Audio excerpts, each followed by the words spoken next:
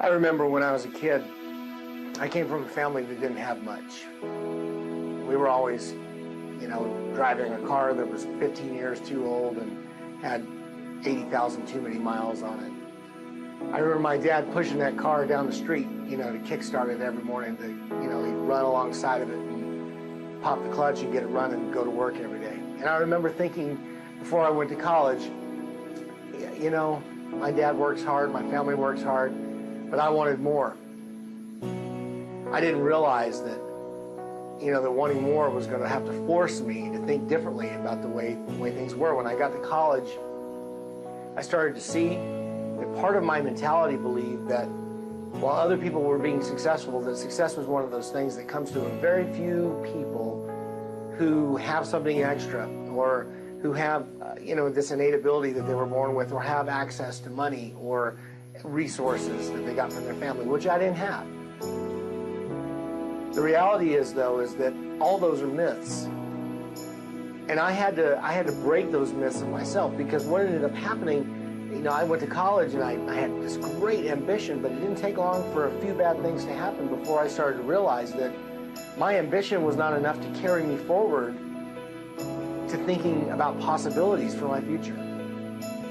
I started kind of thinking like what I was raised to think like, which is, we're not as fortunate as that person, or things are better for them and things aren't good for us. Or I come from a redneck Italian family, and of course, it's easy to complain.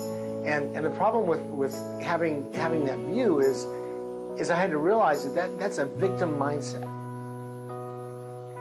And being a victim means that no matter how hard you try, in the back of your mind, you're always thinking about the fact that somebody else is going to outdo you, or somebody else is going to get something that you're going for, and it's going to cost too much and be too out of reach for you to be able to accomplish what you want. So what you end up doing is you end up settling, or you end up dropping out, or you end up picking the easiest thing that you can come up with and just learning to soothe yourself to learn to live with it.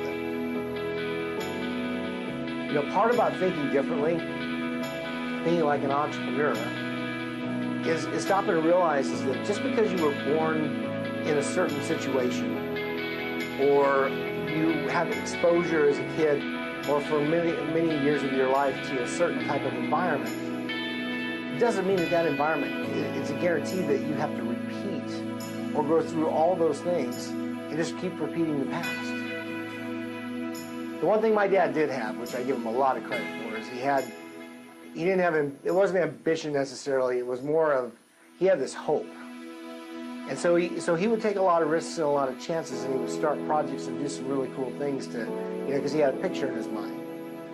And even though we didn't have much, and even though it felt like the rain kept coming, I'll never forget that, because having the vision that something can be better, and then realizing that you don't have to be a victim. You can be free from those things that you grew up with that held you down. Because here's the day, one day you're going to wake up and realize that you're 40 years old, and maybe your parents have died and moved on, or maybe all those other family members that are around are not around anymore, and you're going to realize now that whatever torch you're carrying is a torch you decided to pick up. It's not a torch that was given to you. It is a choice. Are we going to continue to have the same mentality we did when we were younger as we move forward? I don't want to have a victim mindset. I want to have a growth mindset. I want to be thinking forward. I want to be thinking about possibilities. I want to see the problems that come in my life as opportunities. Because opportunities provide for great success. And how we define success is not measured by somebody else. It's measured by that set of standards that we have for what we want, the compelling future that we want to build in our own lives. I ask a lot of folks, a lot of young folks, what are your goals in life? What do you want to do when you grow up? And of course, they all have answers. However, when I ask people that are over 35 the same question, once they've had a couple kids, they bought a house, or they bought a couple cars, a lot of them tell me the same thing. They look at me and they say, well, I don't know, I just want to pay my bills. Or, I hope that, I can retire by the time I'm age 55. What happened to those goals and dreams? People will say, well, reality gets you, kid. You know, you grow up and reality sets in and you realize that, you know, all those goals and dreams are just goals and dreams. But then I look at other people that are successfully running businesses or people that, you know, have made choices to reach certain heights and to accomplish certain things, and it just doesn't jive with this idea that when you grow up, your goals become, you know, today, the next week. Someone who's starving, their primary goal is to eat today. Yet all of us aren't starving. We're emotionally starving. We're professionally starving.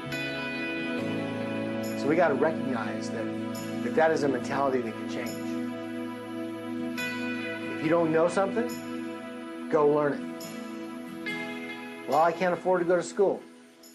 There's programs everywhere to help fund going to school. And school is not the only place to go learn something. You don't like your job? It's time to start looking for another one. There's a lot of jobs still available in this country.